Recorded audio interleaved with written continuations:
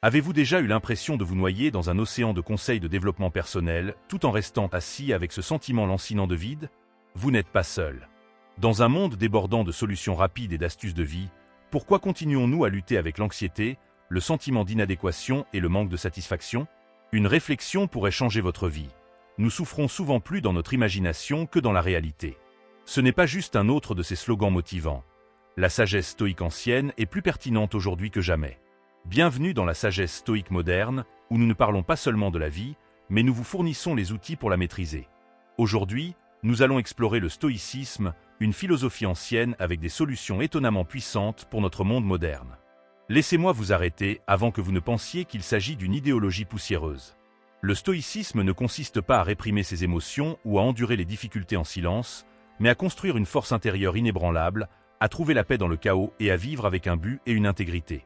Au cours des 30 prochaines minutes, nous allons décomposer les principes stoïciens intemporels et vous montrer comment les appliquer à l'agitation de votre vie quotidienne. Que vous soyez confronté à des drames relationnels, du stress professionnel ou que vous cherchiez simplement un sens dans la folie, ces stratégies vous aideront à survivre et à prospérer.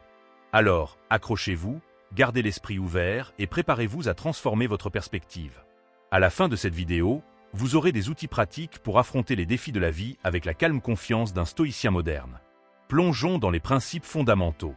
1. L'autonomie dans les relations. Imaginez votre vie comme un jardin luxuriant et vibrant. Vous êtes le jardinier responsable de sa croissance et de sa beauté.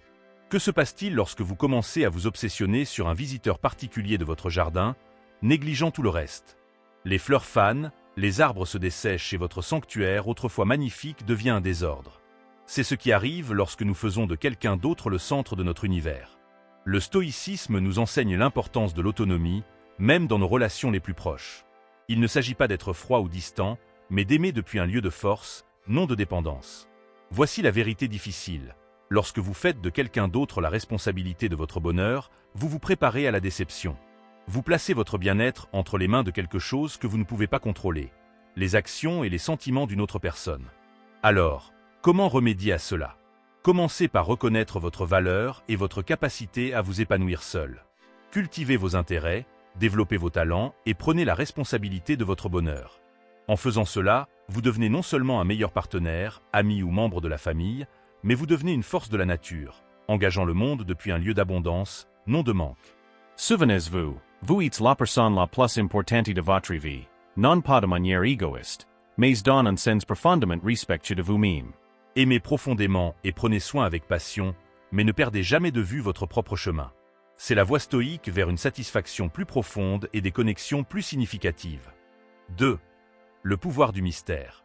À une époque de surpartage où chaque pensée et moment est diffusé au monde, il y a une allure rebelle à garder un peu de mystère sur soi.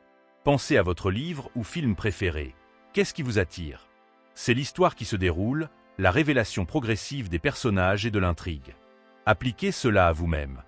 Vous êtes une narration en cours, une composition de pensées, d'expériences et de rêves.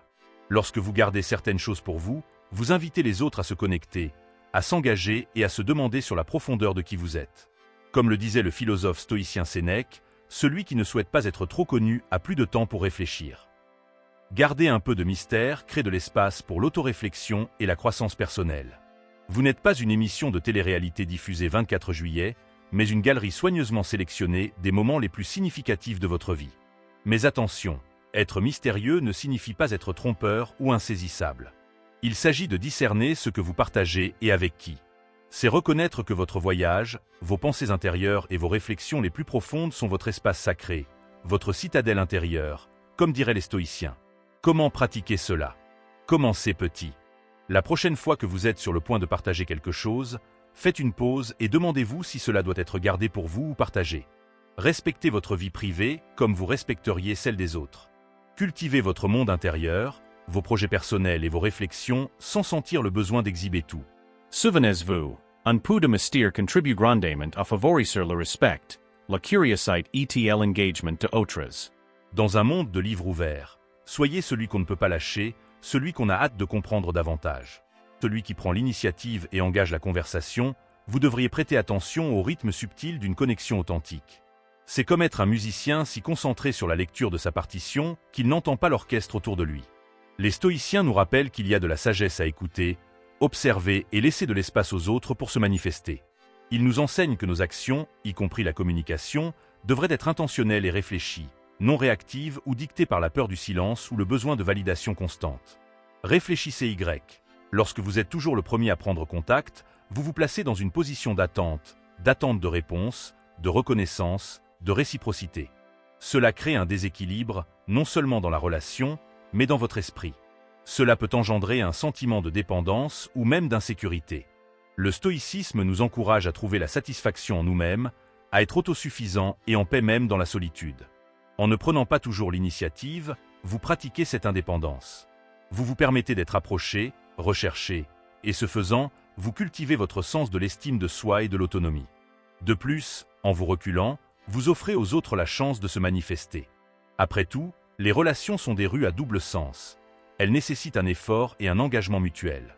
En ne toujours pas initiant la conversation, vous créez de l'espace pour que l'autre personne exprime son intérêt et son investissement dans la relation. Comment appliquer cela dans vos interactions quotidiennes? Commencez par observer vos schémas de communication. Notez quand l'impulsion de contacter est motivée par l'habitude ou l'anxiété plutôt que par un désir authentique de connexion. Lorsque vous ressentez cette urge, prenez un moment pour donner à l'autre personne l'espace pour se manifester. Engagez-vous dans vos intérêts et activités, immergez-vous dans vos pensées ou votre travail. Permettez à la communication de surgir naturellement sans contrainte ni attente. Souvenez-vous, l'objectif n'est pas de jouer de duo ou d'être distant, mais de créer une dynamique plus équilibrée et réciproque aux les deux parties se sentent valorisées, entendues et inspirées à s'engager. 4. Cultivez le respect et la dignité. Parlons de la présence, cette qualité intangible qui impose le respect et rayonne de dignité. Les stoïciens étaient grands sur la vie vertueuse, être juste, tempéré, courageux et sage. Ce ne sont pas que des idéaux élevés, mais des guides pratiques pour notre apparence. Cultiver une présence fondée sur ces vertus exude naturellement un sens de respect et de dignité. Les gens sont attirés par ceux qui se connaissent eux-mêmes, sont inébranlables dans leurs principes et agissent avec constance et intégrité. Mais comment construire ce genre de présence? Cela commence par la conscience de soi.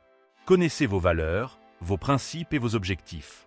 Réfléchissez à quel type de personne vous souhaitez être et comment vous voulez être rappelé, puis intégrez ces réflexions dans vos actions quotidiennes.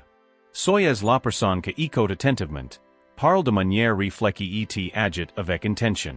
Montrez-vous pleinement, que ce soit dans une conversation, un projet ou une interaction informelle. Offrez toute votre attention et votre respect au moment présent et aux personnes autour de vous.